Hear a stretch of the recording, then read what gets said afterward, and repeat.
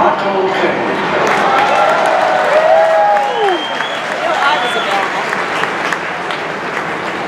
It's always great to hear that legendary voice of Yankee Stadium.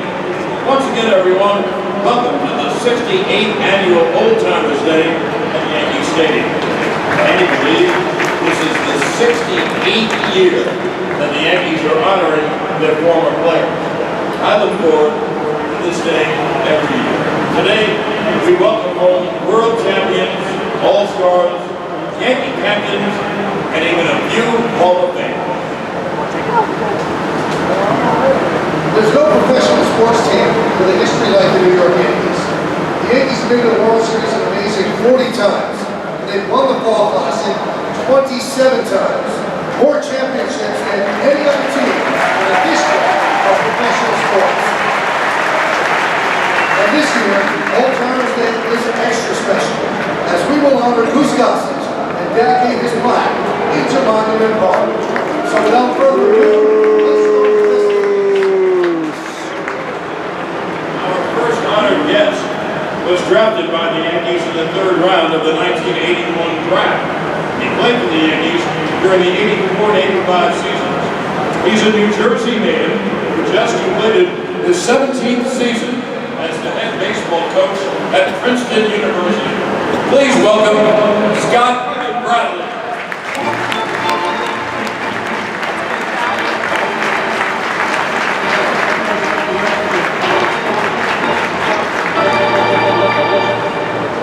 This native of Brooklyn has been with the Yankees in just about every capacity. He was a Yankee infielder during the 1982 season. He was a manager of the Yankees minor league system, and he was the Yankees' first base coach on their 2000 World Championship team. Fans, let's welcome Lee Mazzilli.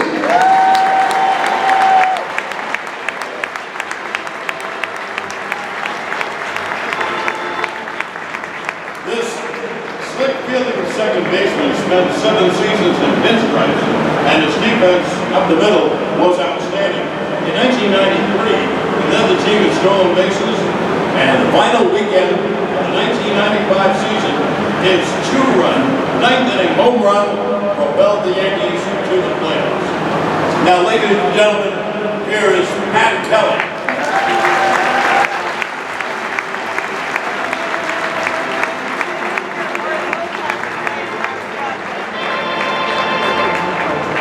During his 4 years in pinstripes, our next guest was a dangerous bat in the lineup, leading the team in home runs in 1990. Boy, did he have a rifle for an arm. He had an outstanding 45 outfield assists while playing in the Bronx. Let's welcome back Jesse Barfield.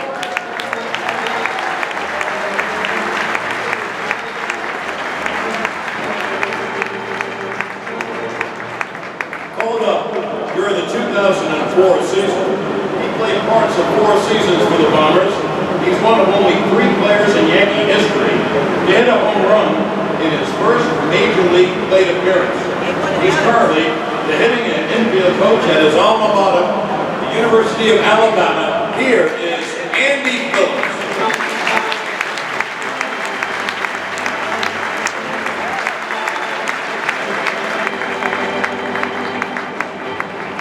Now let's welcome back this University of Michigan product to Old Timers Day. Called up from the minors in 1991, he won 4 of his first 5 decisions. He played 6 seasons for the Yankees and was a member of the 1996 World Championship team. Let's hear it for Scott Kamenicki.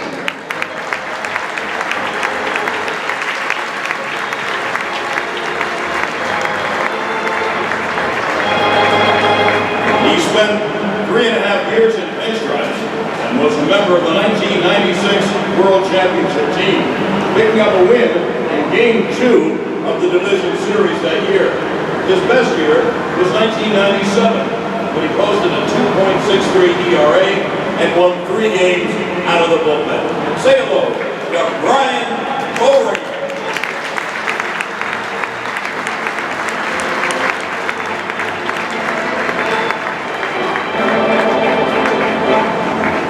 Our next guest was a dependable backup behind the plate for the 2003 American League champions.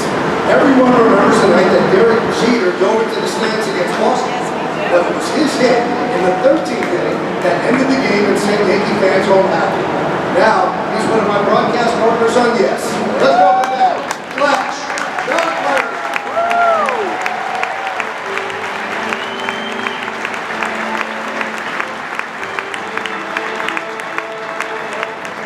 He played a stellar third base for the Yanks in 1992, but they lost him in the expansion draft following the season. They reacquired him in August 1996, just in time to get him on the postseason roster. In Game 6 of the 1996 World Series, he clutched the final out that began a wild celebration in the Bronx as the Yankees captured their 23rd World Championship. Ladies and gentlemen, Charlie Hayes.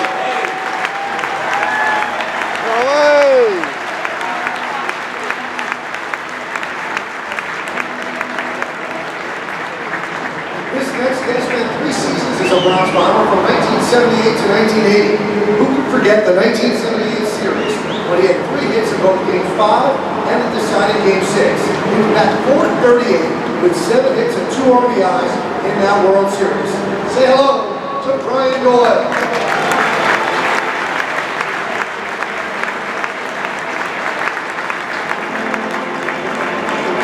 Now let's welcome back a member of the Yankees family in his first Old Timers Day. He came over via trade during the 1983 season. He won all 5 of his decisions in pinstripes that year. He spent another 3 seasons in the Bronx, winning 10 out of his 13 decisions. Welcome back, the Count, John Montefusco.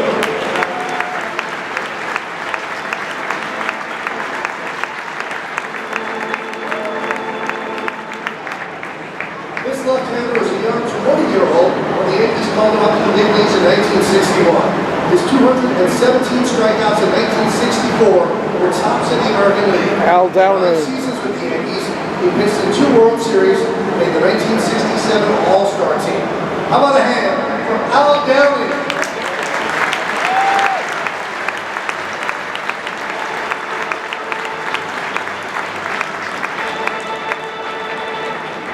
This next player was a key member of 2 World Championship teams.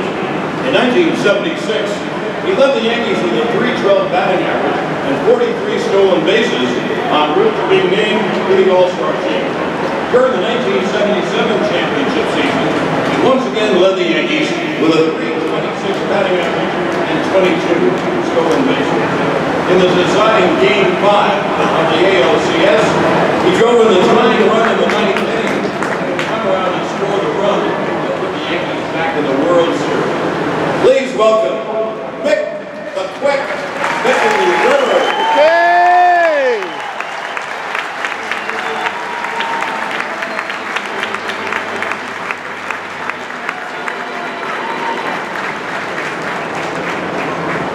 This career Yankees left fielder ranks 7th in team history for most games played in pinstripes. A 2-time All-Star, is one of the American League's best switch hitters of his time. Roy! He led the American League in runs scored. He was also a key member of the 77 and 78 World Championship teams. Here he is, Roy White.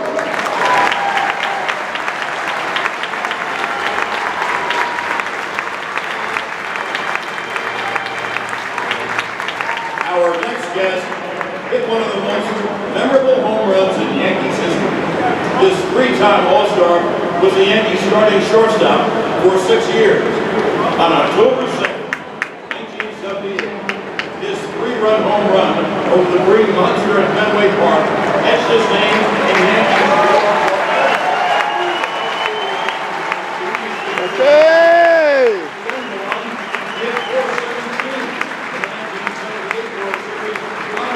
Dreaming World Series MVP.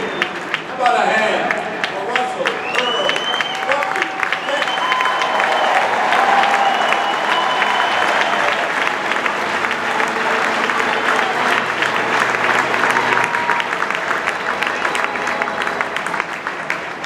This next guest has been in the Yankees organization since 1978. He spent 21 seasons managing the Yankees minor league system, helping get the players ready for the big leagues. He managed the Yankees in 1990 and 1991, and is still part of the organization as a special assistant to the general manager. Ladies and gentlemen, Stump Merrill. Stop!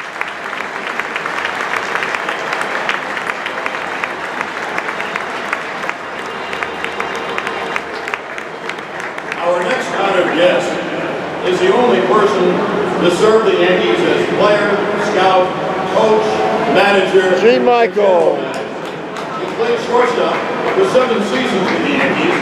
As a front office executive, he helped mold 5 Yankees World Championship teams. He's a Yankees senior vice president, special advisor, and the manager of today's Old Timers Day game. Here is the Stick, Gene Michael.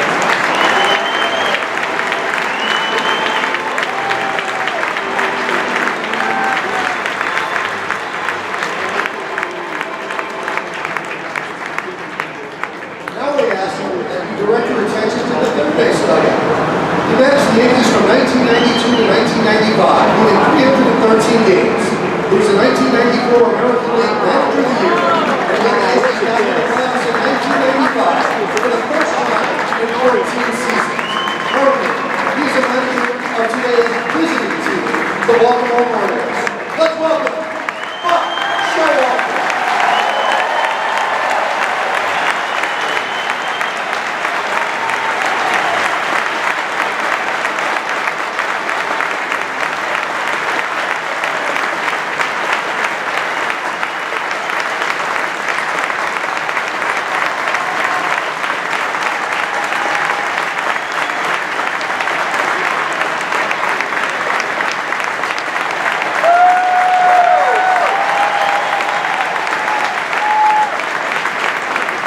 This next guest is neither a player nor a coach, but was synonymous with the Yankees for over 50 years. He joined the training staff in 1973, where he would spend the next 39 seasons.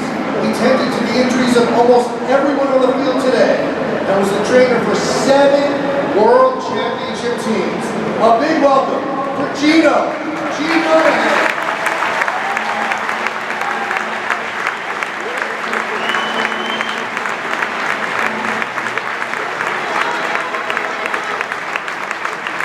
This tall lefty was a key member of the Yankees bullpen on the 96 and 98 championship teams.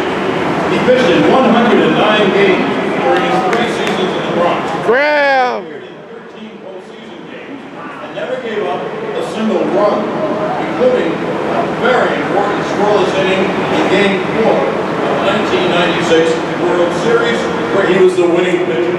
Let's welcome back the big fella from Australia, Graham Laurel.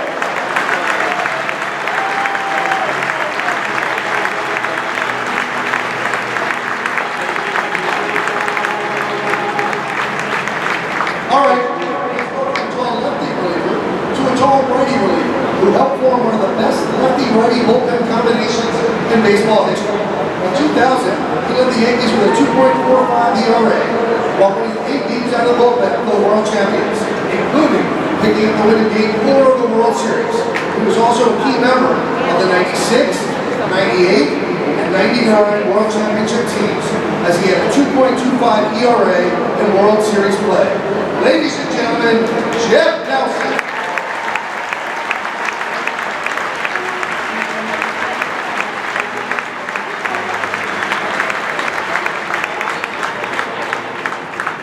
This pitcher was the ace of the staff in that 1998 World Championship team. He went 18-4 that year, leading the league in winning percentage and shutouts. And had a favorable moment on May 17th. It was beating Baby Day. And it gave everyone in the stadium that day something else to take home with them, a piece of history, when he threw the second perfect game in Yankee history.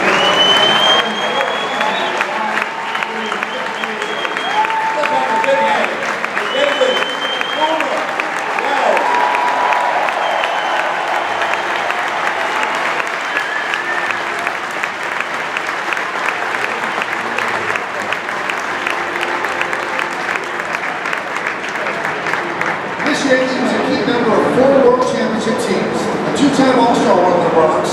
In 1998, he led the American League with 20 wins. Amen. performance in Game 3 of the '96 Fall Classic that got the Yankees back in the series. On July 18, 1999, he would forever etch his name in Yankees lore when he would pitch the third perfect game in Yankees history. Now, he lends his insights as one of our broadcast partners on the YES Network. Let's have a warm welcome to that.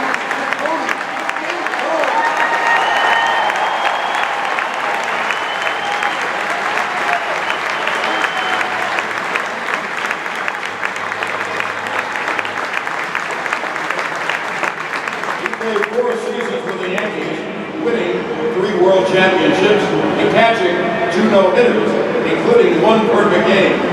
Who can forget him?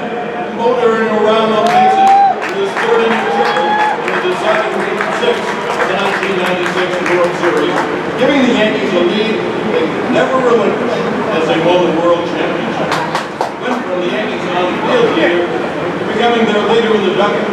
In 2009, he joined Ralph Howard and Billy Martin as the only people to both play for a Yankee World Championship team and manage a Yankees World Championship team. He led them to their 27th World Championship. Here he is, the skipper of the Yankees, Joe. Go.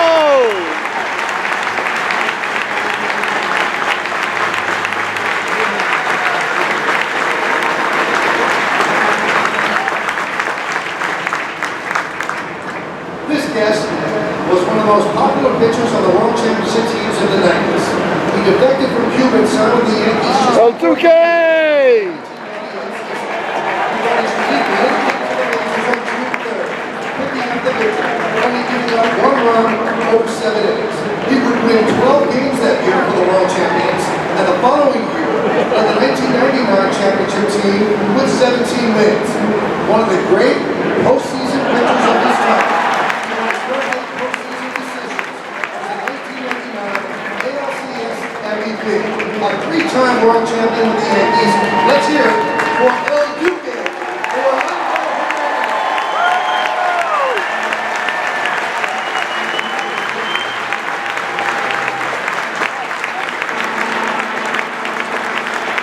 Now, let's welcome back a first-time old-timer signed as a free agent prior to the 2006 season.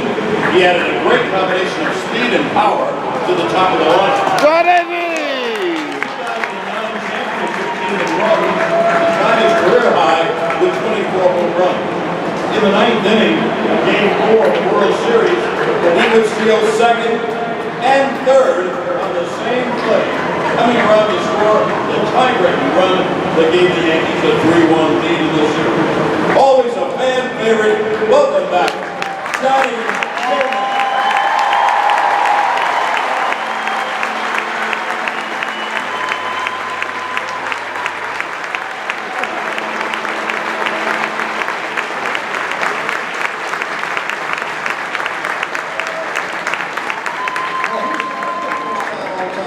Already a legend in his native Japan, he signed with the Yankees on December 9, 2006. Duque.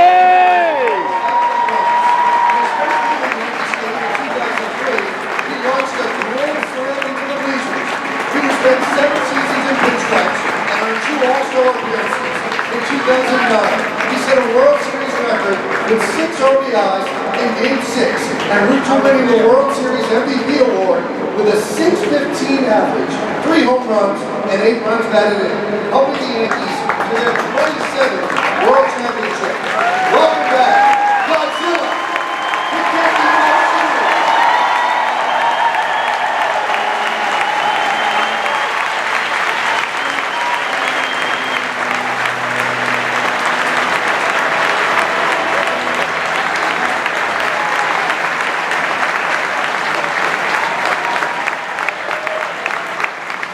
This Brooklyn native was the Bronx Bombers first baseman from 1962 to 1969. He led the Yanks in RBIs 3 times and won 3 Gold Glove awards. Joe. 17th game of his young career, he had 2 home runs in the same inning, becoming just the second Yankee in history to accomplish that feat.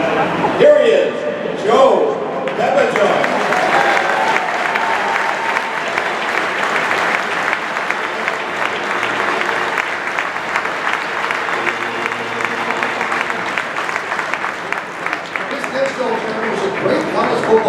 Ole Miss before spending his entire 10-year major league Jake! as a Yankees catcher from 1962 through 1971. He then rejoined his alma mater as a baseball coach when his playing days were over. Ladies and gentlemen, Jake Gibbs. Yeah!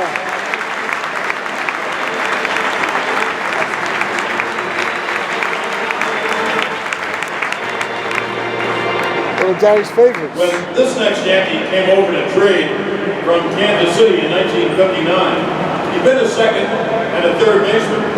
He soon was converted to an outfielder and played there from 1959 through 1966. Roger He played in Pose. 5 World Series, and in the 1961 victory over Cincinnati, he drove in 7 runs and batted .333. Let's have a nice welcome for Hector Lopez. Lopez. Keep going strong, Lewis.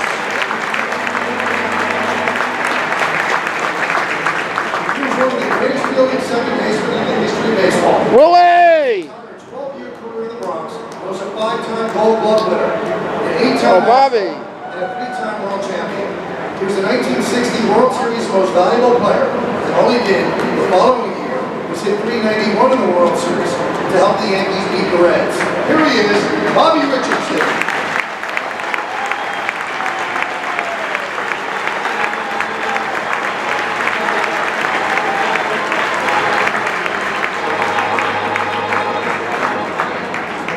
The Yankees traded for this first baseman prior to the 1996 season, and he helped lead them to 4 world titles. Not only did he play flawless events every night, he produced 2 of the biggest home runs in World Series history. In 1998, a grand slam in the 7th inning of Game 1 helped lead the Yankees to a sweep of the Padres. And nobody will ever forget the way he made the stadium rock with his dramatic home run with 2 outs in the bottom of the 9th inning of Game 4 of the 2000 World Series. Yesterday, he was added to the litany of Yankee greats enshrined at Monument Park. Let's have a warm welcome for Tino.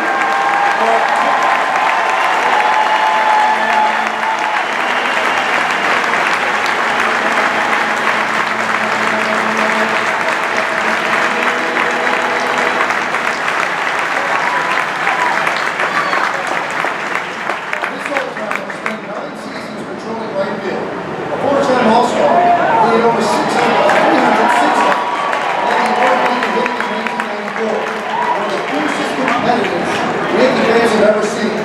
He was a key member of 4 World Championship teams. In Game 5 of the 1996 World Series, with an injured leg, he ran down a deep fly ball for the final out of a 1-0 Yankees victory that brought the Yankees back to New York with a chance to close it out. He will be honored with a plaque at Monument Park on August 9th. Currently, he is one of my broadcast partners on the Yes Network. Ladies and gentlemen, the Warrior, Paul O'Neill. Willie!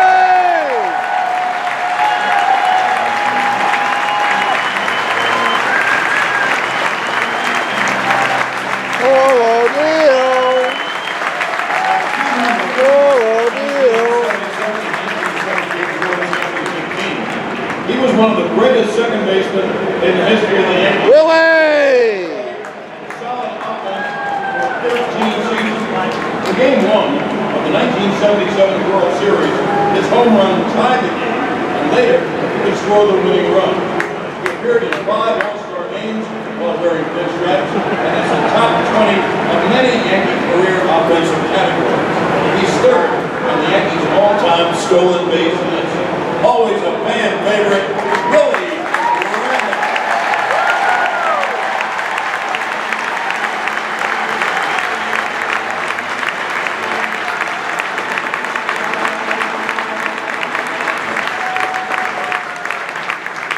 This year, Yankee won 16 games in 1977 and another 2 games in the postseason.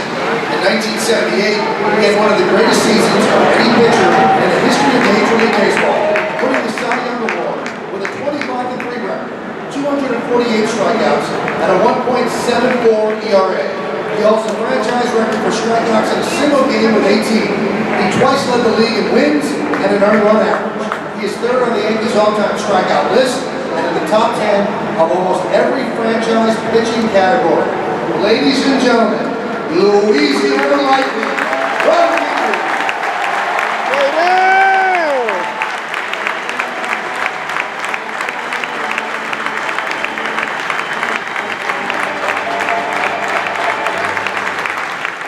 Now it's time to welcome back the greatest leadoff hitter of all time.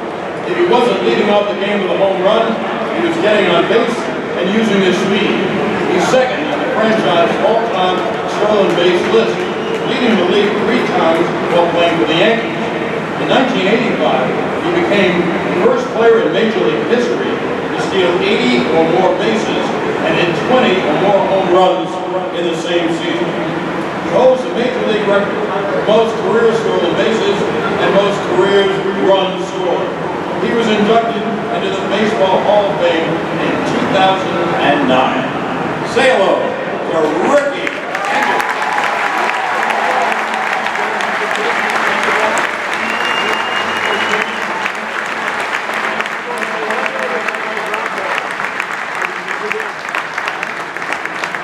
Next is another resident of Cooperstown who was at his best in October.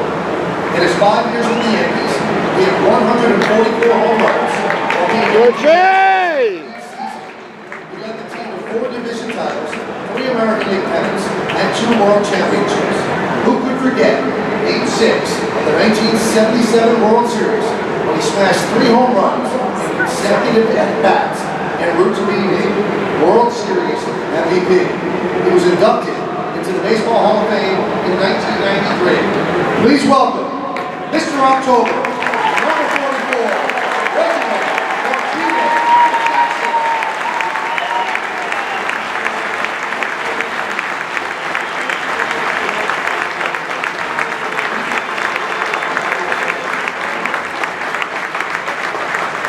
He was named manager of the Yankees prior to the 1996 season. He led the Bronx Bombers to their first World Series title in 18 years. He managed the Yankees for 12 seasons and is second in franchise history with 1,173 wins as manager. He's fifth on baseball's list of all-time winningest managers. He's one of only 2 managers to lead their teams to 3 consecutive championships. In 1998, he led them to a Major League record 125 wins. During his 12 years in the Bronx, he led the Yankees to 6 American League pennants and 4 World Championships. On July 27th, he'll be recognized for his career as one of the newest members of baseball's Hall of Fame. Ladies and gentlemen, Joe Torre.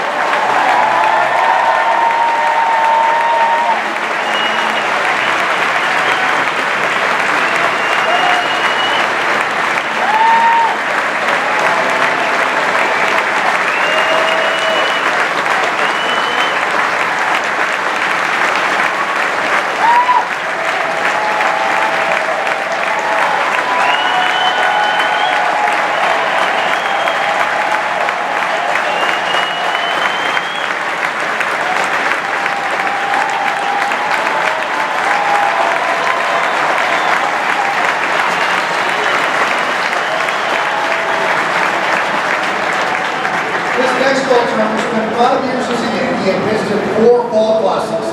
In World Series play, he won 3 games and had a 2.67 ERA. On October 8, 1956, he turned in one of the greatest pitching performances in the history of the game as he pitched a perfect game in Game 5 of the World Series against the Brooklyn Dodgers. Still, the only perfect game ever pitched in the World Series. Ladies and gentlemen, Mr. Don Larsen.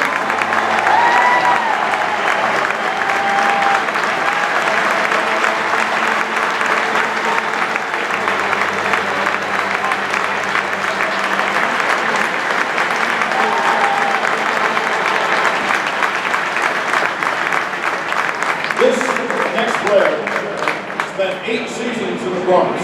He was a fixture at third base from 1949 to 1951. He had his career interrupted to serve in the military.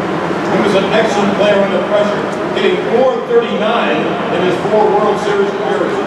Dr. Bobby Brown. Became a successful cardiologist and then spent 10 years as president of the American League. Welcome back, Dr. Bobby Brown.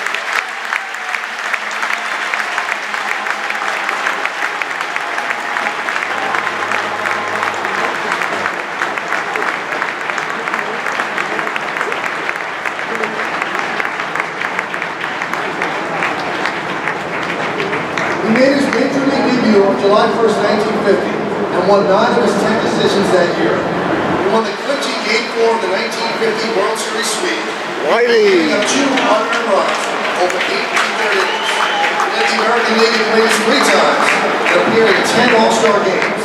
Not only is he one of the greatest pitchers of all time, but he is probably the greatest Yankees pitcher ever. He was a 1961 Cy Young Award winner. His lifetime record of 236 and 106 gives him the highest winning percentage of any pitcher in the 20th century. He holds a World Series record for wins, consecutive scoreless innings, and strikeouts, as he helped the Yankees win 6 world titles. He is the chairman of the board, Edward John Whitey.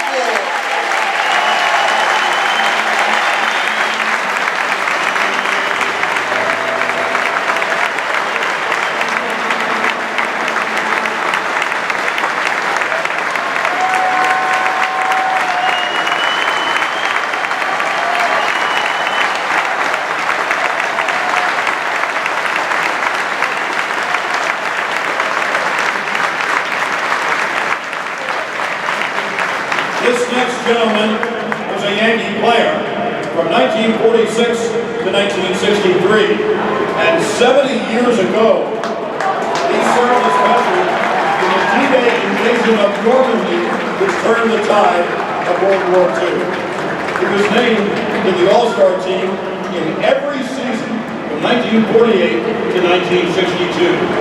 With 14 appearances in the Fall Classic, he has played in more World Series than anyone in history. He's in the top 10 in most Yankee batting categories, a 3-time MVP. He was the catcher in Don Larson's World Series perfect game, and his 10 World Championships are the most in baseball history. I know you know who it is. Number 8.